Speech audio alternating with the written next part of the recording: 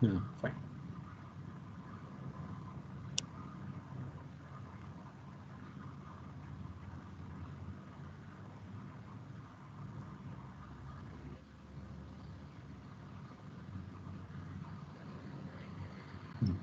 So you are able to see the slides, right?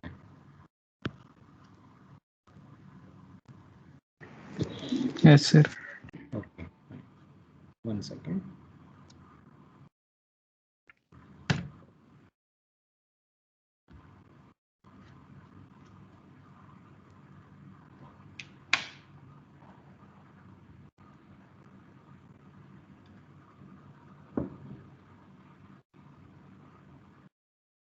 Hmm.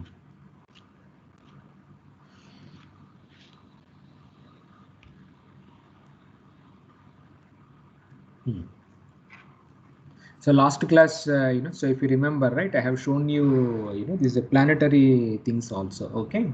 So like for example, you see these type of quakes, say they occur only in Earth or other planets. What is the situation also? Okay. So like 10, 20, 30 years back, say. So our understanding was these quakes are only occurring on Earth. Other planets, no more quakes are there like that. Many textbooks and many people have commented long back. But then after sending instruments and then probes, so it appears that so moon also there are a lot of quakes are occurring, even Mars. Okay, so much of activity, all of them are showing. Okay, so which says that apart from Earth, say, so quakes are also something like it is there common in our solar system or even in this terrestrial planets. So this was the most important thing which we have seen in our last class. Okay, so then we started discussing about, you see, all these things like how do we record earthquakes, components, and then finally we said, right, two, these are the two instruments which are widely used. One is this broadband seismograph, and then this strong motion accelegraph. One records velocity, other one records the acceleration. So these are the two instruments which are widely used nowadays in the field area. And whatever planetary, say, so they want to record weak motions, very very small earthquakes, say, like 1 magnitude earthquake, 2 magnitude earthquake, or zero point 0.5 magnitude, say. So this broadband instrument will use the one which everybody uses actually. Okay, so it can detect even small scale oscillations also. Whereas strong motion accelerographs, say, it has a trigger level, so it can record only, you see, strong motions, that is, you see, large magnitudes, maybe 4 magnitude, like that, you see, it can record the ground motions. Okay, so these are the two which are widely used in the field.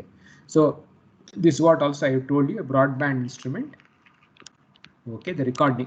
So these are the three velocities. So if you follow, right, if you integrate, you will get the displacements also. So this also I showed you, like one broadband instrument maintained by our IGCAR Kalpakam. So they have records, you see, you can see they recorded even nearby earthquake, even far field, like somewhere occurring in California also, it gets recorded at our the site itself. And these are the strong motion accelerographs I showed you, like three components. So you have, like, you see, the PGA and other things, it records. Okay, so now these also, the Koina also I showed you, which is one of the earliest the accelegraph, okay, which was recorded long back in 1967. And this is what also I told you. So this is a global seismograph network, say. Okay, I think now many are there. I will show you the updated ones. So USGS or IRIS, this website, long back, you see, US has sponsored. So they have supplied these instruments at free of cost to all the important countries long back. Okay, so the objective was not only to detect earthquakes, to essentially this work started for with nuclear explosions. Okay, so because that Cold War you would have studied, right? So the US and other countries, they were interested which country has done, to find out this nuclear, because they also, nuclear things also they will do underground. So that also will create this ground motion, so to detect this nuclear explosion. So these instruments were sponsored, but at the same point of time, say, it also helped to record earthquakes, and then you see, to know the subject in a very well fashion. So these are some of the strong motion, the acceleration. This also I showed you last class. And this is our India. Okay, so all these instruments are all maintained by our IMD. Okay, so we have at Chennai, I showed you, right, Kodaikanal, Trivandrum also instruments are working on. And this is one of the best thing which has been put up in seismograph. So it is a combination of strong motion accelerographs and then the broadband. Both the instruments have put up. So this will give you velocity, and these instruments can record very low magnitude also. Whereas this is a strong motion accelegraph, which is more interested to engineers, because once you know acceleration, you can do mass and then the force, and then you can do all other calculations also. Okay. Are the typical instruments. I think last class I didn't show you. So this is how the broadband seismograph, the instrument looks like. It just looks like you follow it like this. So this is like, you can carry, and all the three components, this instrument can record. As I told you, right, the price is something around, 10 lakhs to 15 lakhs, you will get. Now you can say this instrument. So this is a strong motion accelegraph. SMA, they will write a Titan, of course the figure is in this direction, Titan SMA, that is a strong motion accelegraph. This is also one more accelegraph, Basalt, one company is there. They also used to manufacture in cheaper prices. Now these things are available. Now this is the one which is now, the most famous instrument we can call, that is a JICA, they say, which is manufactured by Japanese. Very expensive instrument, 20 or 25 lakhs it has. The speciality of this instrument is, it can record even something very low time periods, and very low natural frequencies or high natural time periods, say. So it can record very nicely, and it doesn't clip, and this is the most sought instrument. And these instruments recently, NGRI has bought and have put up in even in the Ganga basin. Okay, so the advantage is it can record the long the periods. So which structures have very long time periods? What type of structures will have long time periods, like 7 seconds, 10 seconds is a time period? So which type of structures will have larger time periods?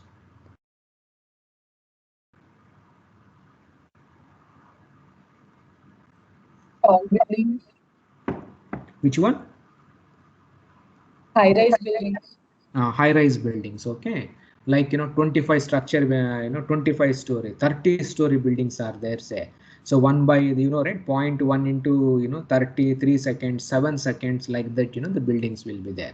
So now if I want to find out these type of buildings, say, so you require even our IS code also, the response spectrum, it is after 4 seconds, it is not valid because of noise and other things. So this instrument is a game changer actually. Nowadays, you can record peak ground displacement in a very reliable fashion itself. And now this is the updated map. Okay, so the map which I showed was the old map. This is updated map of all seismic instruments which are operating all over the world.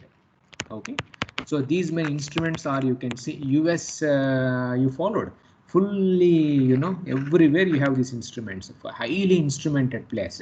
Europe also you can see full of the instrument. They are not earthquakes, they are the instruments. Okay, now in India also we have lot of instruments. See, now this is along the Himalayas, I will show you later on. So these are fully followed it, instrumented. Then we have Japan.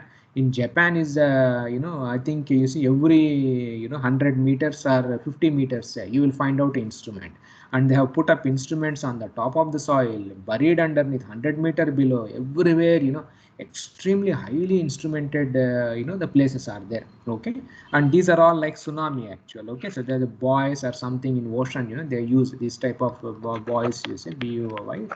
So they to find out the tsunamis and other things.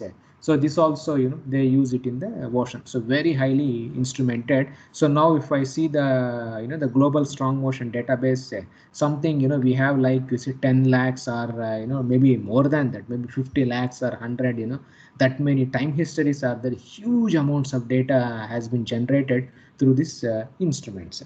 So now, 10-15 years back, we didn't have much instruments. We used to have very, hardly, you can count the, the number of time histories which are available.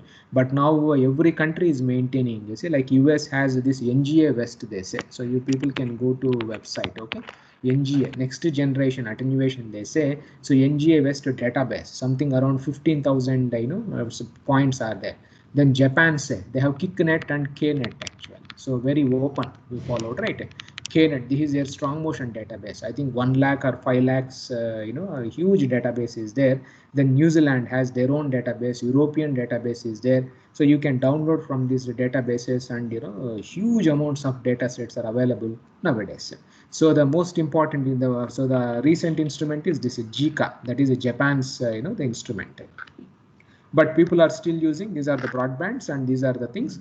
And nowadays, right, these MEMS have come. That is a very excellent high quality sensors have come. So very high quality instruments are there, so that a broadband seismographs based on MEMS was supposed to go to our Chandrayaan-2. So that instrument was put up in Chandrayaan-2 to record moonquakes, but unfortunately, our Chandrayaan-2 didn't land, and that instrument also, it just went away. Okay, so this is how the subject is growing.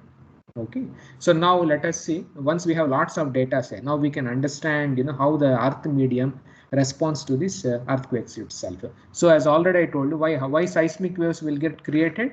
Now, what is the why seismic waves will get created during an earthquake? Yeah, what was the reason, you remember? First class or second class, I told you. High velocity. High velocity. What is the velocity? 2 to 3 kilometers per second. 2 to 3 kilometer. Fantastic. Okay. So because of this, the seismic waves will get created. So another name we give is elastic waves also, we call them actually. Okay, this is also a technical term we use, because they deform the earth elastically. Okay, because the shear stress or whatever deformations also happens, and of course the seismic waves pass through. So now one example of a non-elastic wave is basically, you see, a shock wave. Now what is meant by shock waves? When do we see the shock waves? Now in earthquakes, do we see shock waves? What do you mean by shock waves? Can anybody tell us? No, you have heard it, right? Impact waves.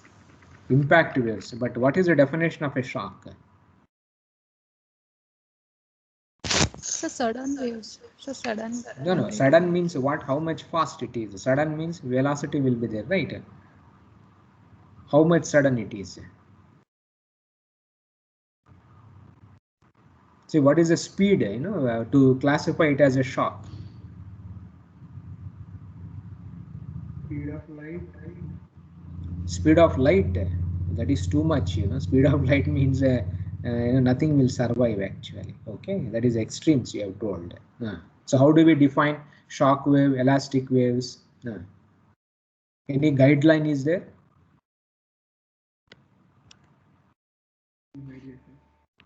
Now, what is the guideline? This one. See, the most important guideline is every material. Say, what are the material properties we use, like concrete or steel? Say, what are the metal properties we generally use in our engineering? What do you require from the material means? What's the definition? What are the metal properties? No, not characteristics, material properties I am asking you. See, from the stress strain curve, what do you get the slope? No. Young's modulus. Then shear modulus you have studied. Poisson's ratio. Excellent. So how many metal properties are required for isotropic material? Two. Young's modulus and Poisson's ratio. 2 are sufficient. Okay, of course G is anyway E by 2 into 1 minus nu, you followed, right? It right. So 2 things are the things. So now based on these 2, you can also define root of E by rho. Okay, so this gives you the velocity actually, the density of the medium. If you take in dynamics, we also require the density. So you will get the the longitudinal waves or something. There's a root of E by rho, and then we can also have root of mu by rho also, mu or G. Okay, the shear waves. So now every medium, say like earth or rocks or soil or whatever, they will be having these type of velocities. One is the longitudinal velocity, and other one is the shear wave velocity. So generally for rocks, say the longitudinal velocity will be something around 4 km per second, and the shear wave velocity will be something around 3 km per second for rocks. And of course, as depth increases, because the density decreases or whatever, so these things will increase actually. So now if it is a soil, say its shear wave velocity for soil will be 760 meter per second, and P wave will be somewhere 1000 meter per second kind of a thing it has. So because the density will not be small, so this is how the numbers looks like. Now to be classified into a shock as well as elastic wave, suppose if the seismic waves or any waves, if they're propagating See, for rock, what is PV velocity or this longitudinal velocity is 4 km per second. Suppose if the same earthquake, if the rupture speed is 5 km per second, say, now what happens? So your material has, based on Young's modulus, based on shear modulus and density, the velocity is 4 km per second, the longitudinal velocity. And now the earthquake is occurring and the rupture speed is 5 km per second. So what happens? Rupture speed is, so material velocity is 4, but earthquake speed is 5 km per second. What happens when the forcing, the force, whatever things are moving inside the medium, they are moving at a faster pace than its own, the longitudinal velocity. So what happens? Now what happens? So like you say, this is a point, say, this is a beam, okay? So based on the material property of the beam, so it is a 4 km per second. So in 1 second, it can move 4 kilometers from this point to this point. Let us say you had a blast or an earthquake or whatever. So this earthquake velocity is some 6 km per second, which is higher than this actual. So now from this point to go to this point, medium, what is the speed of the medium? 4 kilometers. Okay, so it takes in 1 second 4 kilometers only it can travel. Now the forcing function, that is a blast or whatever, its velocity is 6 km per second. So now what happens? Now once this is moving, waves will get generated.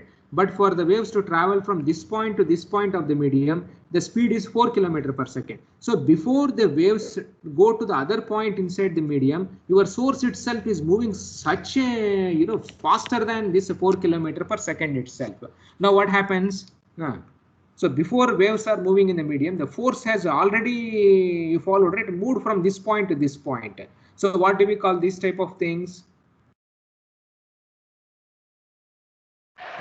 Shock wave. We call them as shock waves. Suppose if earthquake speed is 1 km per second, say, now what happens?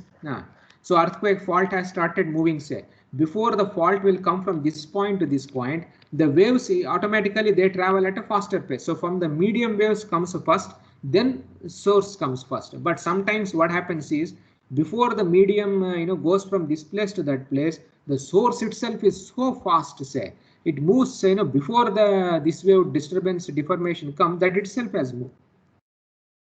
So the medium doesn't have time to respond also. Immediately here wave starts. Immediately here wave starts. Before they go itself, one more thing. Okay. So this comes under a shock wave. So now what do you the definition of shock waves? What do you define shock wave?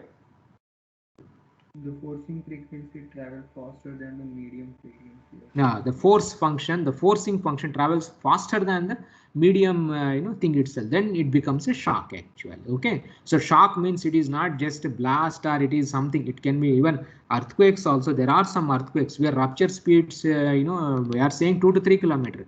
But there are some exceptional earthquakes are there where the rupture speed has exceeded the the medium the basic velocity itself. Then that earthquake itself we call as a shock wave kind of a thing. Okay, so these and then that March cones they say and all those things will happen. And of course blast, meteorite impacts, that also the velocities are so high, say, then automatically it becomes a shock. Suppose if things are lower than the medium, this one, so then it is no more a shock wave. It is ordinary, you followed, right? Elastic waves comes into picture. So this all of you should be able to differentiate between elastic waves and shock waves. Now coming to this elastic waves, say, so this anyway earthquakes also can create shock waves. It is not that earthquake is this one, but that is a very there are very rare earthquakes are there which can cause this type of problem. So now let us see elastic waves. Okay, so now in elastic waves, say, so there are basically body waves, we say P wave, S wave are there. Then we have the surface waves also. We will so how these things comes into picture. So body waves means they travel inside the earth itself. Okay, so the fundamental thing comes from our equations of motion. So all of you remember, right, this equation. What is this equation known as in your advanced structural mechanics you would have studied? What are these equations?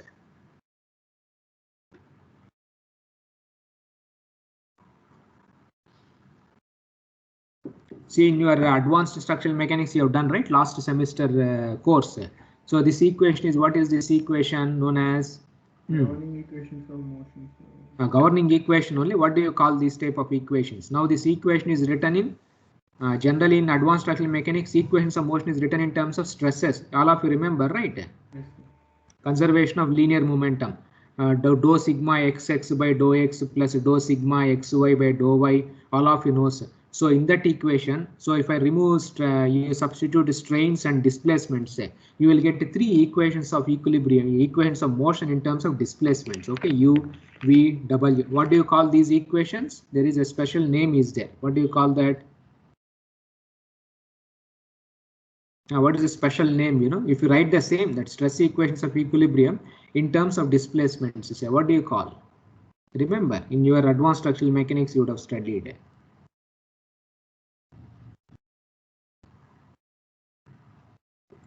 Navier-Stokes we followed, right? So Navier-Stokes, equations of equilibrium or something, you see, we call. But anyway, this is essentially whatever you studied in mechanics, you write in terms of displacements. So now here, this basic equation, if you see, later on also we will derive the mathematics also. If you, there is one theorem, is the Helmholtz theorem actually. Okay. So now if you see these three equations, these are all coupled PDEs generally. Coupled partial differential equations. Coupling means right hand side, these are not like, you don't have a separate equation for U, separate for V, separate for W. All are mixed actually. So equation for U contains V also, W also, and equation for V contains U and then W. So these are all coupled kind of, the equations. So which are very, very difficult to solve. So what we do in mathematics generally, when you are having a coupled PDEs, we try to uncouple them actually. Okay. So we do this, this Helmholtz theorem is there, one famous theorem where this is a scalar function, this is a vector actually. Okay, this is a scalar function quantity, and this is, you see, a vector. So gradient of a scalar, this is. You have studied in mechanics, right? What do you get? Gradient of a scalar. If I take gradient of a scalar, what do we get? A vector. Vector, fantastic. So now this is a curl of a vector actually. Okay, so this gives you curl. What does a curl physically indicates? Curl means, what does it indicate? Rotation. What? Rotation. Rotation, excellent. Okay, so that indicates a rotation kind of a thing. So if I substitute in this equation, say I can make them uncoupled. So these are, you will get, four equations you will get. One equation is for phi, this is a scalar quantity. This psi is a vector, so it will have psi1, psi2, then psi3. So three components will be there. So total four equations we will get actually. And these four equations, you see, one is a scalar phi and other ones are four. And the advantage of these equations are they are all uncoupled actually. Okay, so you have uncoupled equations. So phi is here also, phi is here also. So psi1, psi1, psi2, psi2, like that, you see, you will get all these equations itself actually. Okay, so now when you do this Helmholtz theorem and then you separate it out, so generally these are uncoupled PDEs. So uncoupled PDEs are very, very easy to solve in mathematics. So you solve them, you find out the solution, and then you go back and this one. So instead of solving this equation, we will solve this equation. We will solve this equation, but you have to pay a price. Nothing comes free. Initially the equations were only three. But after uncoupling, say, of course, these are all uncoupled, but there are four equations are there. So we do this, and this also additional term comes. So finally, if you look at these equations, mathematically, if you see here, you will see some interesting things. Okay, so one comes is C1 square, one constant, which is defined as lambda plus 2 mu by rho, and other one is mu by rho itself. Lambda and mu are anyway, you see, your Lame's the constants. Okay, so these Lame's constants also you followed it, they come into picture here actually. And now, so what happens finally is how many constants have come up finally after you uncouple this one? You have two constants. One is C1, other one is C2. Can you identify what is C2? What does it indicate? So velocity, the mu is anyway, Lame's constants, you can show that mu is same as a G. So this indicates you followed it, shear waves essentially.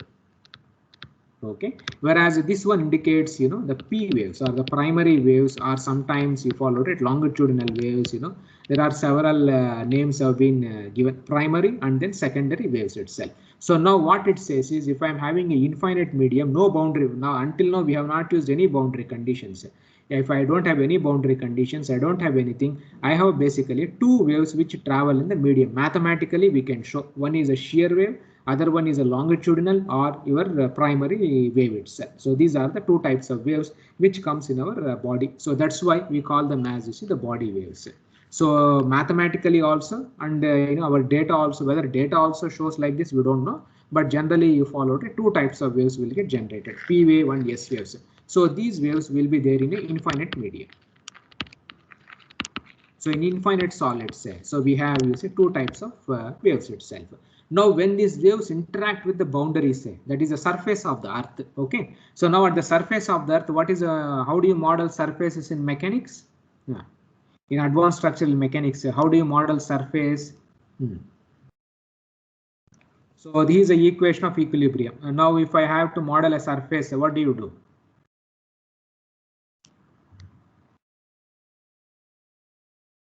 Now what happens? First define the boundary condition. Boundary condition, excellent. If like you remember, right, in structural mechanics, or if you take any plates, say plates or shells or whatever you have. So generally plate means, the surfaces will be this side, this side, this side actually. So you write the boundary condition. So whenever we say surface, surface means essentially mathematically transformed. It is nothing but a boundary condition. Okay. And now what is the boundary condition on the surface of Earth? What is the boundary condition? Stress free. On the plate boundaries. No, not plate, but don't you forget about plate boundaries and others. Just on the surface of the earth, say what's the boundary condition? That's Free. It is Free. now free. What is free? Free means money is free, or what is free there? Stress free. Stress free. So be careful. Free means, people will think anything else. Okay, so stress is free there. So but that means, stresses are zero. So sigma, if you take a plane, say it is a perpendicular to z axis, then sigma xz, sigma yz, and sigma zz, all of them are 0, 0, 0, 0, 0 conditions.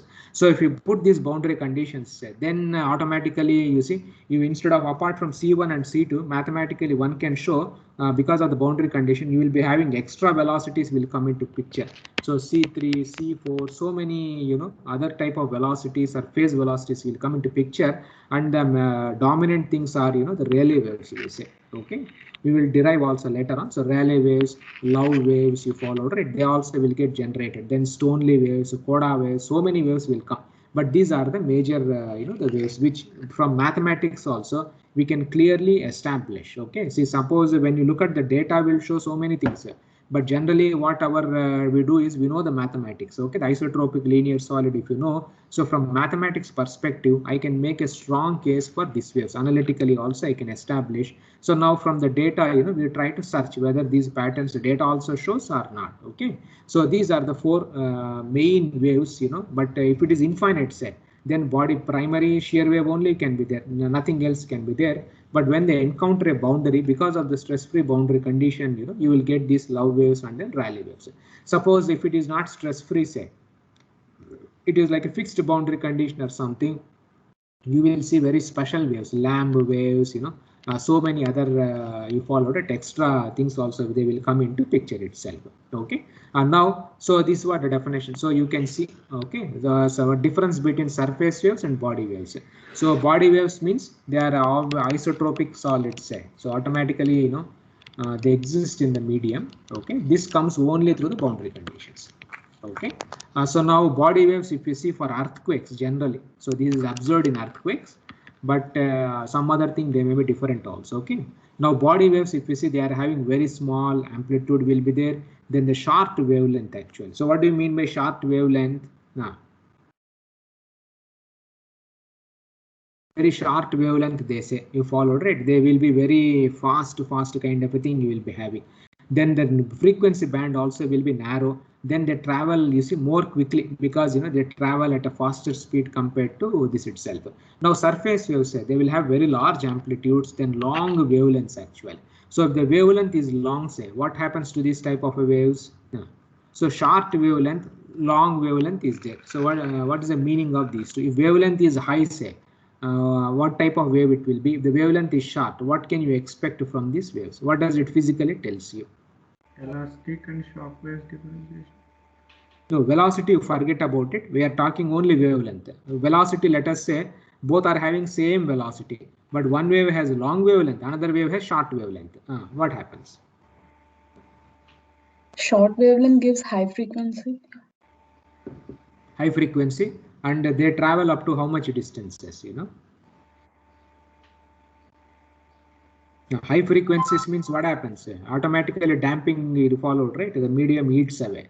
So short wavelength waves mean they can travel to large distances. Long wavelength waves, you know, they can travel up to, you followed, right, kilometer range. So generally wavelength, you know, is related to distance traveled. So surface waves, they travel, you know, large distances itself. And of course, as you mentioned, you see, a wide range of frequencies, large bandwidth also will be there, and they travel very slowly actually, okay, because of the wavelength this one, and of course they come due to this free surface. Okay, so these are the differences are, you know, you can expect from the surface waves and then body waves. Mathematically also, even let us see from the data, say what data shows actually. Okay, so now this is what we say. Another way is, you know, this also obviously everybody knows. So like for example, you know, the seismic waves, sometimes we divide them into body and surface. Sometimes you can also, like in engineering, say, you know, right, in engineering how many types of stresses are there? We have axial stress, which consists of tension, compression. Other one is a shear. Only these two only are there. So generally, you know, if you want to classify them, you can classify them into compressional waves, shear waves. So P waves, the primary wave is basically compression. Rayleigh wave is also compressive type of a wave only. Okay, so they all come under one category. Then shear waves, S wave is also shear, love wave is also shear actually. So among the surface waves, one is a shear, other one is a compression. You know, it like this it happens. So you can, you know, classify them into compression and shear also. This also is one way. Okay. Then now these elastic waves, of course, when earthquake occurs also, you will see these type of waves. When there are volcanic eruptions, say, okay, that lava you would have seen Indonesia and others, they also will generate these type of elastic waves. And then explosions also they generate. Sometimes wind also will generate these type of waves. Then sonic booms, you know, if the planes, a shuttle or meteorites or something, so then also you will see these type of elastic waves. And of course, we also can generate actual, okay, like heavy vehicle moving on the ground or something, you see. Then also you follow, right, that vehicles, you know, vehicular vibration, bridges you would have seen. When a huge lorry goes, you know, you can feel that vibration itself. But please remember, elastic means their speed should be, what is the limit for their speed, the wave speed? Lesser than the soil medium of the. Greater or lower? Lower. Lower than the medium. Okay, if it is greater means a gun that goes into a shock because it is traveling more faster than the medium itself. Okay, so this is what they say. So compress. So these are some more interesting properties are there. So this is P. It is a compression wave. People also call this as a primary wave also. The reason the primary name it has come, the reason is, you know, it travels the fastest actually. Okay, and the first waves you will see on the seismograms is nothing but, you see, a P wave. And of course, they travel through all type of materials, solids, liquids, and gases, which everybody knows also. Now, on our Earth, say the P wave speed is lies between 1 to 14 kilometer per second itself. Okay, this is the speed, you know, the speed of our is compressional, you know, the waves itself. Now this is how you see the P wave, you know, so these are all the particles, you say. So you can see, right, a wave going from this side to this side. Okay, from here to here, the wave is going. Now if you see how the particles are vibrating, so the wave is going in this direction. Now if I take individual particles, the particle also is vibrating in which direction? Parallel to the wave or perpendicular to the wave? Parallel. Parallel. So you see any black dots in this animation. So black dot is also moving like this only. Okay, and the wave is also moving in this direction only. So the P wave you followed, right? So wave is also moving in the same direction. Particles are also vibrating in the same direction itself. So this is how you see the compressional wave, or you followed it. This is a P wave. How it, if it is a propagating, so how materials, this is like a mode shape, you can say. You followed. So mode shape of P waves. Okay, and this is a wavelength. Wavelength you have seen, right? It is a frequency kind of a thing. So you can do this one also. Okay. Then this is a seismogram. So this is a broadband seismogram. Now, if you want to observe P waves, shear waves, and all other waves, say the best thing is you can't observe them in a strong motion accelegraph. You can observe them in a broadband instrument. Okay, this is the best instrument. You can identify all the phases actually. And if there is an earthquake has occurred nearby, say, if you put up an instrument very close to the epicenter, no, then also you cannot identify all the phases, because the P wave velocity is, let us say, 4 km per second, say, and shear wave velocity is, let us say, 3 km per second. Say the station is at 1 km distance from the earthquake. So now what time P wave will arrive? See, P wave is 4 km, S wave is 3 km, and the station is at a distance of 1 km from the epicenter. Now what time P wave will arrive? Now distance you know, velocity you know. Now you have to find out time of arrival. What time P wave will arrive?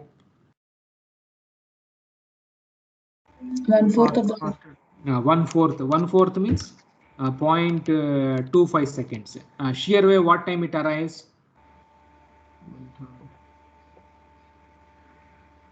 0.33. 0.33. What's the difference between these two? 0.33 and 0.25. Just 0.1 second actually. It's, you can't identify these waves clearly. Suppose if the station is located at a distance of 1,000 kilometers, then what time P wave will arrive?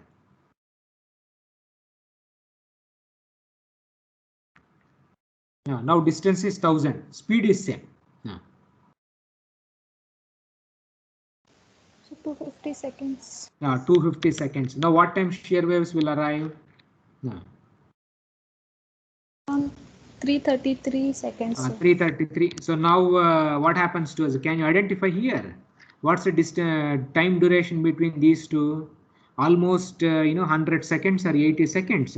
So then if you are having a seismograph far away from the epicenter, say, there you can clearly observe nicely, you see these waves. But if you are located very close to the epicenter, so that these distance becomes very small, so you will not be able to identify these things. Okay, so to identify these P waves, surface waves, and all other things, if you want to identify the phases, the best way is you have to look at instrument which has been located far away from the epicenter. As much as far, you can identify these phases are also nicely. Okay, so this is the one you can see. So this is a broadband instrument which has been recorded far away from the epicenter, some 1,000 or 2,000 kilometers, for some Mexico, some earthquake magnitude 7.5 or something like that.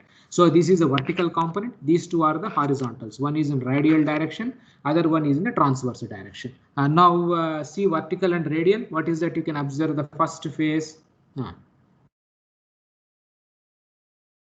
So what is radial, transverse? I think last class we already showed you, right? These classifications. These are the classifications. Yes. So earthquake is here, say. Okay. So now this is a radial direction. This is a transverse direction. Okay. And now P waves are occurring in which one? So radial is like this. Transverse is like this. Vertical anyway is perpendicular to the this itself. Okay. And now you see here where P waves are coming. So epicenter is like this. So radial direction is along this one. Transverse is like this actually. So this is a transverse and this is a radial direction. Okay. And now P waves will be observed in which one? So any vertical component, you forget about it. You see the radial and transverse. Where P wave is clear in radial and transverse, where it is clear? Radial. In a transverse? Yes, waves. In transverse direction, P waves are you able to see? No. Why? Tell me the reason. Because it's compression waves. Compression means, you tell me what happens. Particles vibrate parallel to the direction of the wave. Fine. So earthquake is like this, right? So particles will be vibrating in this direction only. So obviously they will not be vibrating in this direction, opposite to this one. So obviously transverse component, you can't see a P wave. Okay. So you can easily identify the P wave and you can easily see in the vertical components also. And of course PP, we will come back later also. PP means, it is nothing but a P wave reflected as a P wave. That is the meaning of this one, because of the so many layers are there, right? So you will see PP also, P wave reflected as P wave. Okay, we will come back to this one later on about the reflections and other things also. Now shear wave, say. Now, so this is how the P wave observes. So P wave you can't observe in a transverse component. Now the next thing comes is a shear body wave side. So this also clearly tells you P waves always travel. They're parallel to the the wave propagation. Then only you can observe P wave, but other things you will not observe. So this also shows that our theory, that is this is from theory, that is from the mathematical theory actual. Okay, so data also shows that our Earth is isotropic. All these things are perfectly fine. So our mathematical things and our data, both of them are in agreement actually. Okay, about the P waves. Now when next comes the shear wave. So shear wave generally is a shear wave also people call, or people also call this as a secondary wave, and these waves travel the second fastest. Okay, that's why they call it secondary waves, and of course the shear waves also we call them. So now shear, right, it travels through solids, but in liquids and gases what happens? Shear stresses will be in water. Zero. Zero. So shear waves, no shear wave in these type of materials. And now in our Earth say, so the shear wave speed is 1 to 8 kilometer per second. What was the velocity of primary waves? 1 to 14. 14. 1 to 14 was there. So shear waves are lower than our P waves.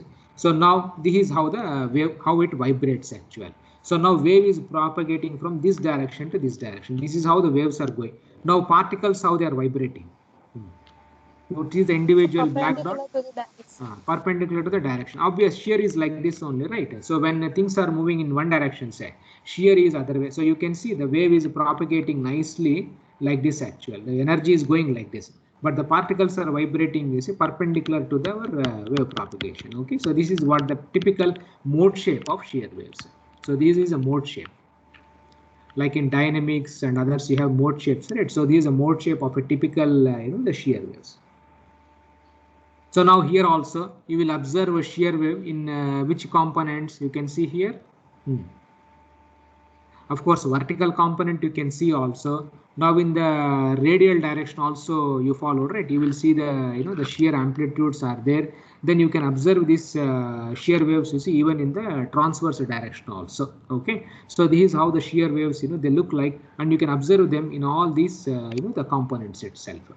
But whereas a P, you have a big issue, that's a transverse and other things are there. And now why shear waves are coming in transverse also? Sorry, now in radial also. Now why it is appearing? See, as per our theory, if there is a epicenter is like this, say, okay, so this is a radial and this is the transverse direction. You followed, right? So you would expect earthquakes, you followed it, shear will not happen in other directions, like in parallel direction. But radial also we have a shear wave. What is the reason?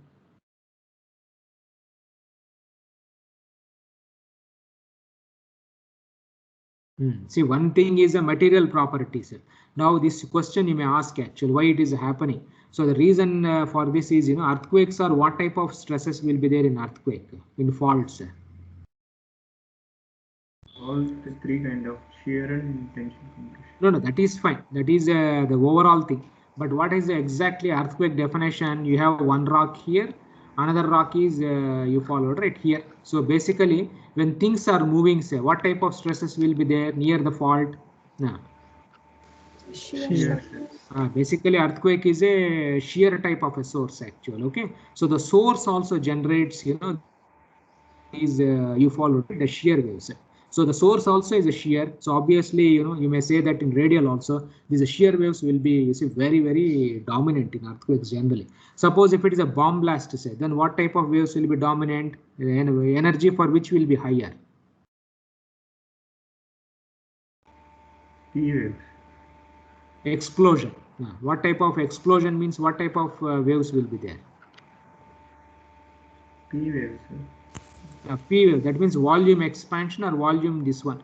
So bomb blast or something, P wave amplitudes will be very high. You will see P waves everywhere actually.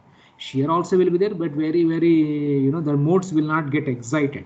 But in earthquake, what happens is because the source, although it's a thrust fault or whatever, but finally near the fault, say, it is essentially shear type of a mechanism only. So because of that, the sources, you will see this in all the three directions itself. Now, another important thing is, amplitude of P is more or S is more? where it is, which is more shear dominant or P dominant? So shear dominant. Why S is dominant? Because what type of forces are earthquakes? Shear force. Shear force. Suppose if it is a bomb blast, say, what will happen? Which amplitude will be more, which will be slow? So P will be more. P wave will be, you followed, right, more, and this will be this itself. Okay, and now you will also will be having SES, SES also. So SES means S wave reflected as S wave actually. Okay, that is a meaning convention we use. Yes, SES means S wave has reflected 2 times actually. S is S to S actually. Okay, so 3 times reflected waves like that. We call these type of mode shapes also. Later on we will see how to identify these phases also. Okay, and now comes the Rayleigh waves. So these are the compressional surface waves. And now so their velocity is like CR. Okay, so their velocity, they travel 2 to 5 kilometer per second only. Okay, these are the surface, and they come basically due to the boundary condition. Okay, and they will be there only near the boundaries, but as your depth increases, these waves disappear. So like for example, this is a depth. Okay, depth of the, this is a boundary is here. This is my earth surface boundary. As you see, as the depth increases here, what is the particles, what is the velocity of these particles? They're very, very small, or they, dissipate, but maximum velocity will be there on the surface. Okay, now what is their mode shape? How wave is moving from this wave is moving like this actual. Okay, so something like this, the wave is moving, but how particles are vibrating? Now you see this blue particle here, how it is vibrating in which direction? So circulars at that location only. Circular is there, but it is having movement in which directions? Parallel or perpendicular? Perpendicular. Perpendicular. No, see this blue dot, how these dots are moving there. It has a component parallel, it is moving in perpendicular also, it also is moving in a parallel also. You followed? Both the things are combined here. You can see here these particles, how they are moving. Okay, so of course it has a circular, that's a different issue, elliptical path or something. So particles will have perpendicular, particles also will have, you see, the parallel component also. So this is how the Rayleigh waves, you see, they look like. Okay, so now so because they are the third fastest, say, so they come here, and now you can see Rayleigh waves in which direction, which components. See, this is my earthquake source, this is a radial component, this is a transverse component, and I have a vertical component also. Rayleigh waves are coming in which direction, which components you can see them. Yeah, how the vibration was Rayleigh waves? Rayleigh waves will have parallel when the force is moving, say. They also have a parallel component.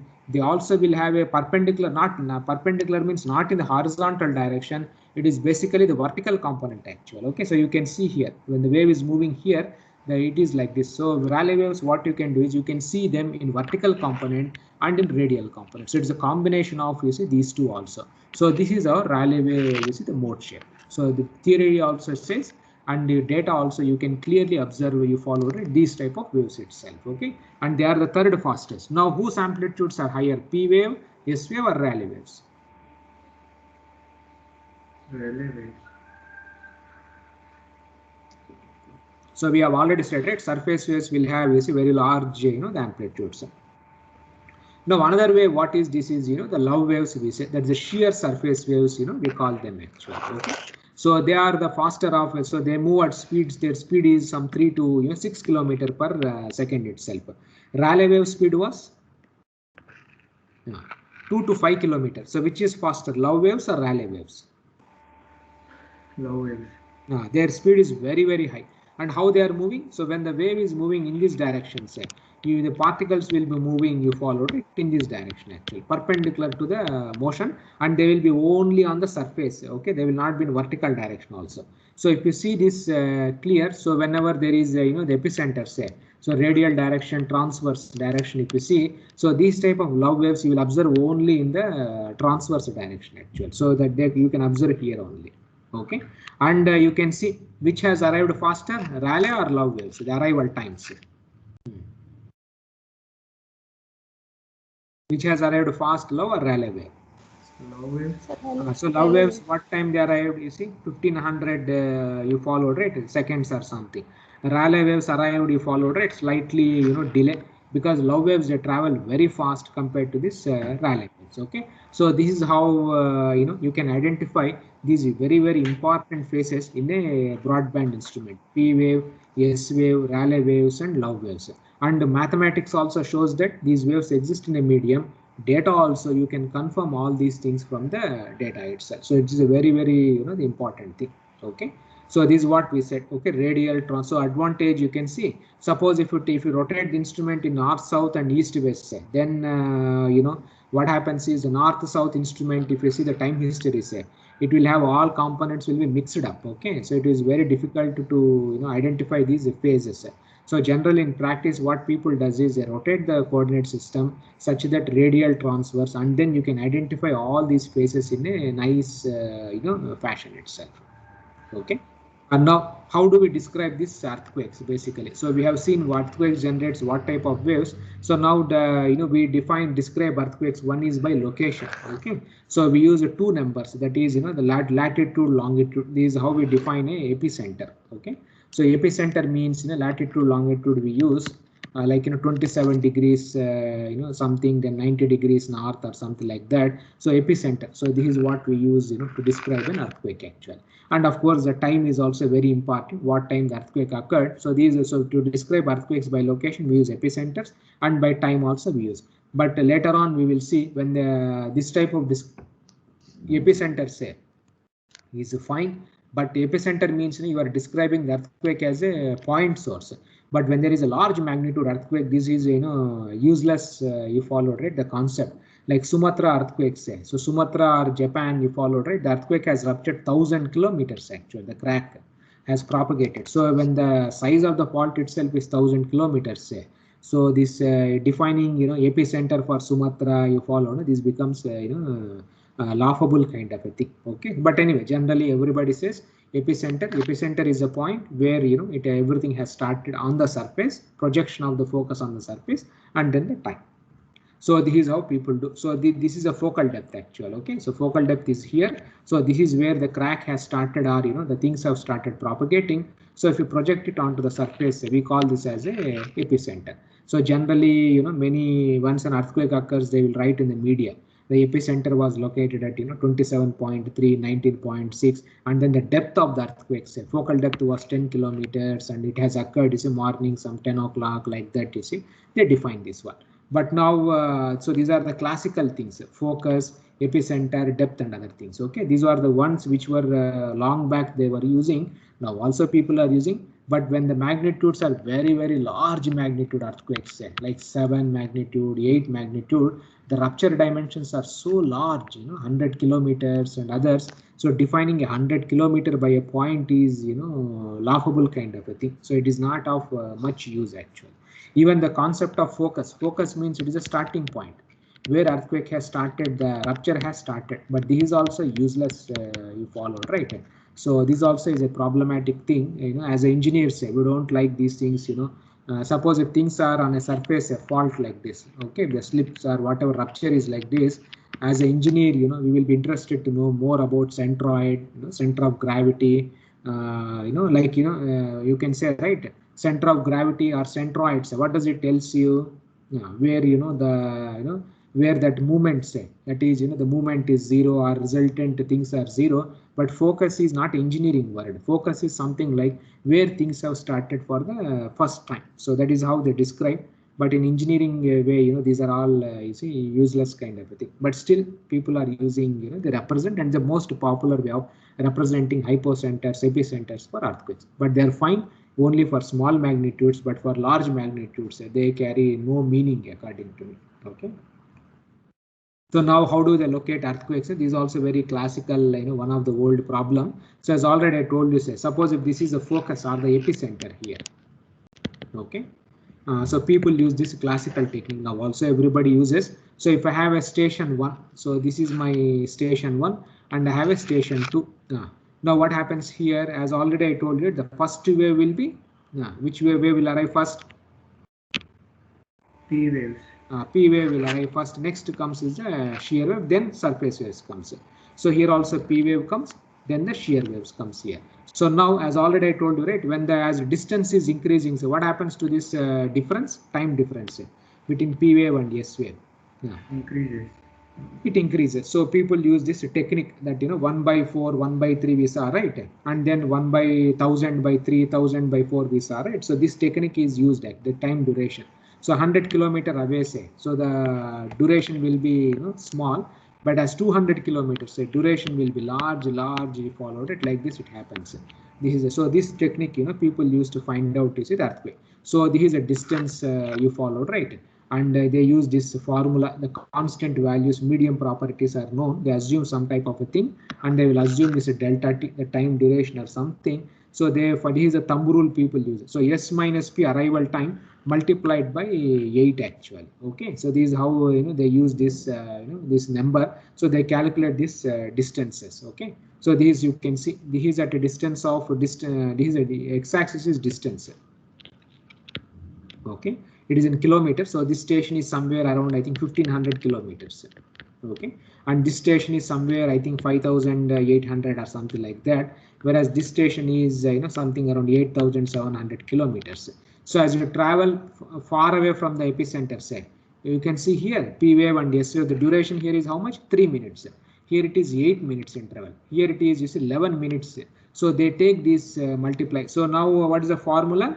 This has to be multiplied by 8 actually. Okay, so now 3 into 8, 8 3s are 24, and these are minutes. Okay, so you have to convert 3 into 60 into that 8 you have to consider, then 8 into that you have to multiply by all those things. So these type of waves. Okay, these are the travel time curves, they say.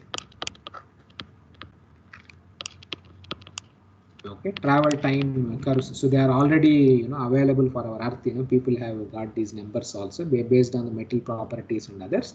So using this one, say, so the first station, if it is 18.7, say, so you multiply 18.7 into that 8 or whatever distance. So you draw a circle here. Okay, so this is my circle. What happens?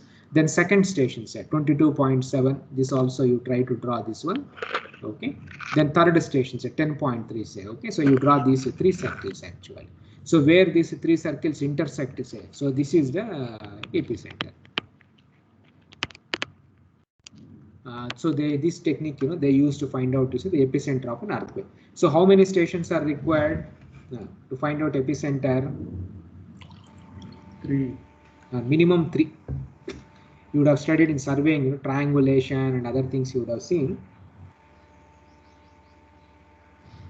Minimum 3 stations are required. Okay, to find out the epicenter. Okay, so this is how the popular technique. Now everything is automated in a computer. So whenever an earthquake occurs, say, like I showed you, right, that GSN seismograph and others, so I have shown you this figure. Whole world is instrumented. Now you cannot escape. Okay, so whenever an earthquake occurs, say, suppose earthquake occurs here, what happens? So it will be recorded in here, it will be recorded here, it will be recorded here. So any earthquake occurs any point in the world, definitely you have a coverage like 3 automatically will be there on a globe. So definitely the epicenter will get captured. Okay, there is not a big issue. So this is how the classical way of finding the epicenters, which I think most of and then you can see in Google.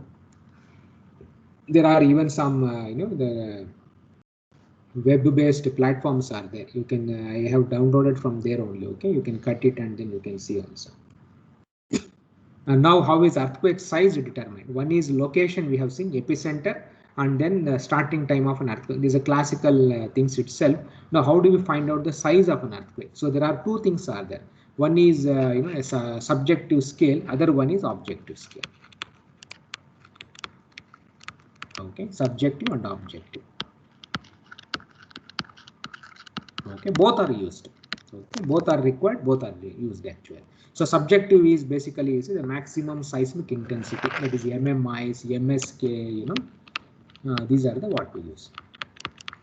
Although they say outdated method, but still we use because it is a one which is very nicely connected to engineers. Okay, and no instruments are required actually. Okay, just by this itself we can do. And of course there are many problems are there, and then because there's all subjective kind of a thing, so obvious there will be some variations will be there. So this is a classical one which is modified Mercalli intensity scale, MMI. Okay, then other one is objective scale is magnitudes actually. So this is the modern method, they say. It is not modern, instrumental thing itself, and you have to have instruments. If you don't know the instrument, if you don't have instruments, you can't find out the magnitude. Okay, but of course fewer problems or fewer things are there. So now let us see this too. So now this was a thing like modified Mercalli intensity. You have seen, right, this scale. So there is a scale like this which is available in internet also, MMI scales they say. So this is a description. Now if you see total destruction, say everything is destroyed, objects thrown in the air, ground moves in waves or ripples, a large amount of this landscape altered, routes of rivers are changed. What is the scale? What is the value? 12. Okay, and description cataclysmic they say. This is the one they say. Now few, if any masonry structures remain standing, bridges destroyed, rails bent, we call this as extreme actually. Then will the rails bent, most masonry, this one side. So we call this as intense actually, violent, destructive, very strong rather, So this is what we call as MMI scale, and it's a subjective because there are no numbers. Just by your observations, you have to decide actually. Okay, so like for example, you say whenever an earthquake occurs, you say, okay, so people do this field surveys. So in India, anybody knows who is the governmental authority, who is who has authority to give this type of MMI maps? Whose responsibility is this one? So who is the person who is responsible for this to draw this intensity scales? Which governmental organization? Of course nowadays everybody, because nowadays everybody are having camera, cars, everybody is there. Whenever an earthquake occurs, everybody is traveling like a tour kind of a thing, taking photographs here and there, clicking them, and by looking at the photographs, they are fixing the intensities and they are drawing the contours also. But who is official authority? Who gives this damages, and who draws this type of MMI scales? Anybody idea in India?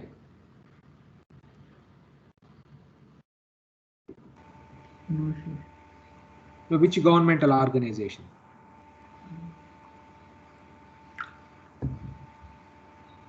IIT. Yeah. Whose responsibility? Sir, Roorkee. Roorkee. See, IIT probably we are not certified. You understand, right? No IIT does. Who is the main governmental authority? NGRI? NGRI, no. NGRI is a CSIR lab, right? Governmental authority I am talking about. Official, who is the official authority to give these type of scales? See, like for example, who is official authority in India to give epicenters? See, if you have the data, you can find your own epicenter also, but that is not official. Who is considered as official agency for epicenters reporting earthquakes? Who is the authority in India? See, which website is official website where you can get all this information? Who is the main person in India for epicenters? This you should know. You follow, right? Whom to approach for the epicenters? Who is the official thing? IMD, right? All of you have heard this IMD. What is IMD? Indian Meteorological. Indian Meteorological Department. That is official agency. That is their job. They recruit scientists in IMD. Their job is nothing. They will have broadband instrument. Simply daily they have to sit in front of the computer. If anything has occurred, they have to report this one. So IMD is the official organization. See, Times of India, that fellow, IIT Roorkee or IIT Madras, these are all we are not no more government. So they are the official agency in India to give the epicenters. Now in a similar fashion, which governmental agency is whose job is this intensity maps? So intensity maps, whose job in our India, like these type of maps, isoseismal maps, they say. Who is the official agency?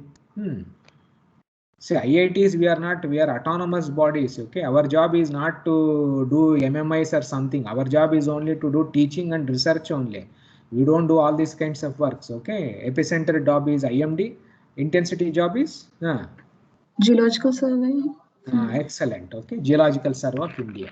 So this is an official agency, not Geological Society. Geological Society is different. Geological Survey is different.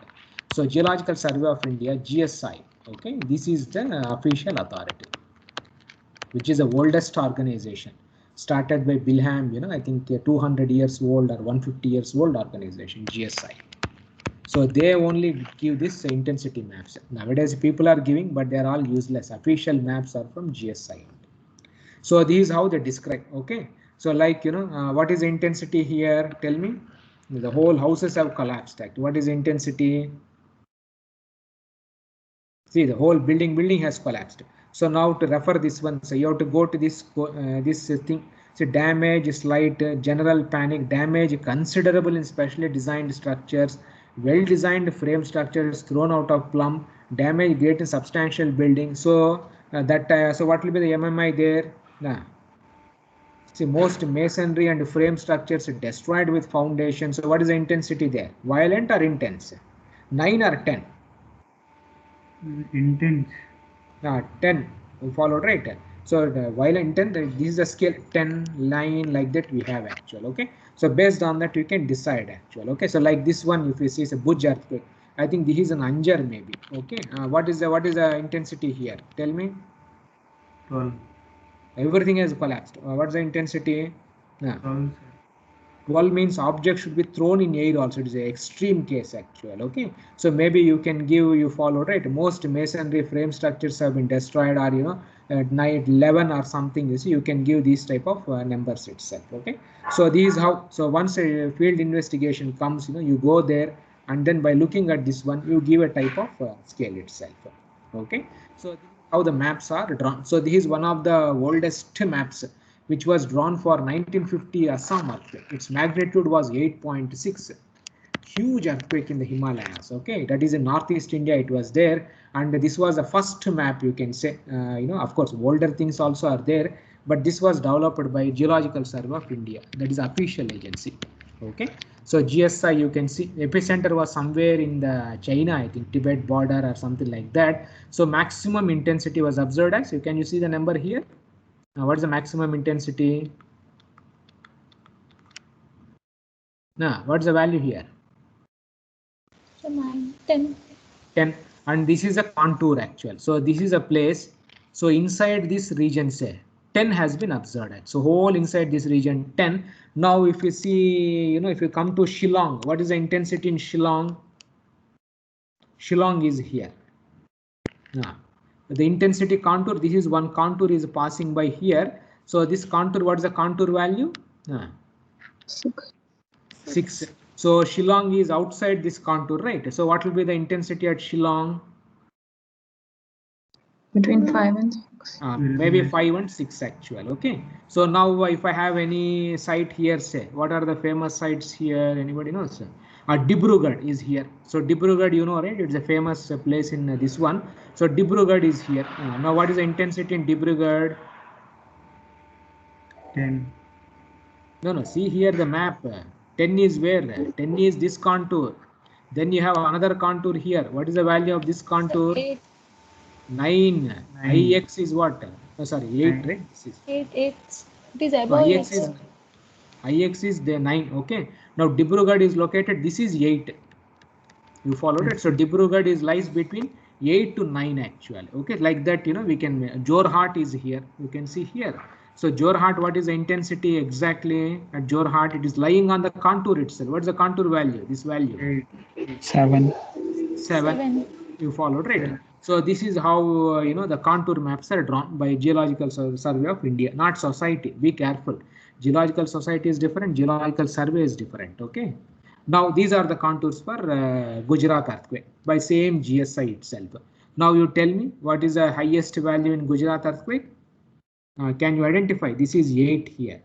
Then this is 9. 10. Okay, this is a 10. 10. Now where are the important places? Yeah. Oh, this map you cannot identify, right? So anyway, Ahmedabad, if you see Ahmedabad, where it will come, I say. Any of you are from Gujarat?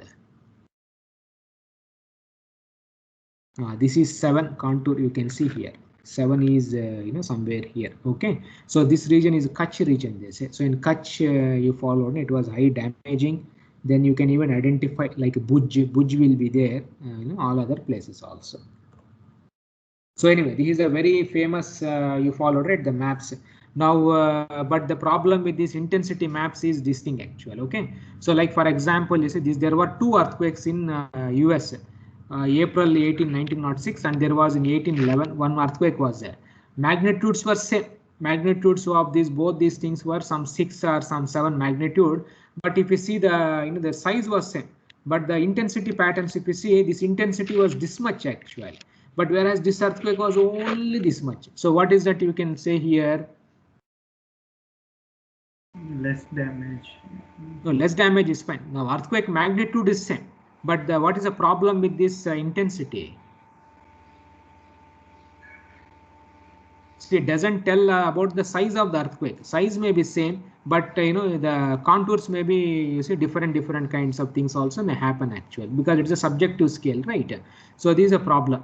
Now so this is a main issue with this, the intensities, but still intensities are very well used. Suppose if like for example 8.6 magnitude actual occurs in Antarctica, what will be its intensity? If 9 magnitude occurs in Antarctica, what will be the intensity?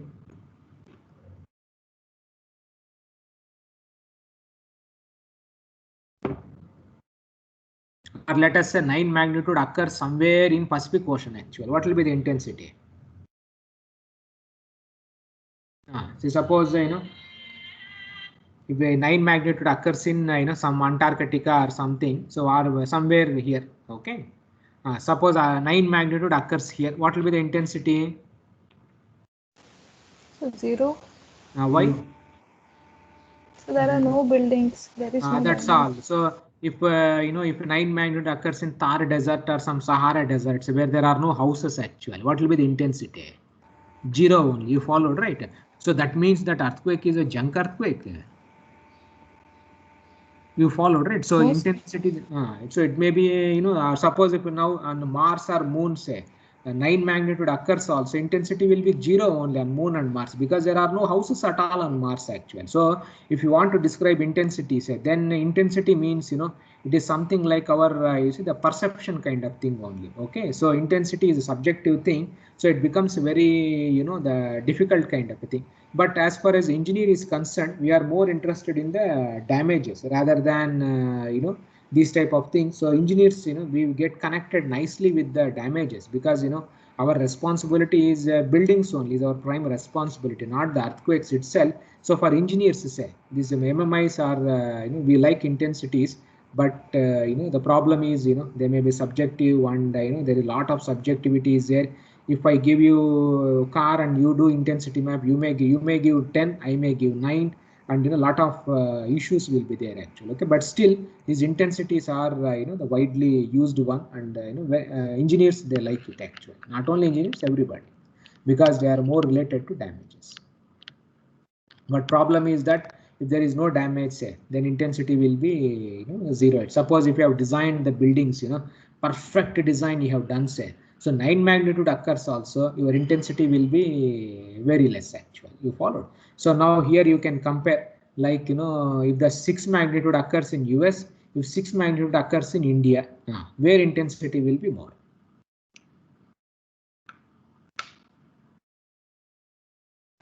Magnitude is same. One occurs in India, another occurs in US. Where it will be more? USA. Intensity will be more. Yes, sir. Because more the India. India, sir. Why? So wherever if buildings are designed properly, the intensity will be less. So now you followed, right? So where you would see that, so the intensity refers even the built environment also. If the construction things are very good, say, then intensity will be obviously, you followed it, 0. So in US, the buildings are designed very rigorously. You followed, right? There the building laws are you followed very strict. So 6 magnitude occurs also. Damages will be very less. But in our India, say, the quality of the construction, we don't even if you go villages or even cities also, many of them, they don't even approach engineers. They do that Mestri or something will be they're doing. Even that 135-degree hook, right? Nobody does. So the same earthquake occurs, say. So India, it will be high. And if you compare India and some Nigeria, some Africa, where it will be more? So Africa, it will be more. I don't know. I don't want to comment. Okay, but so the intensity also reflects your built environment also. So suppose if you are not building properly, then you followed it, you will have a problem itself. So this is how we can do the things, and then you followed, right? So this is the intensity. So I will stop here. So next class, we will continue our discussion. So if you have any questions, you can ask me.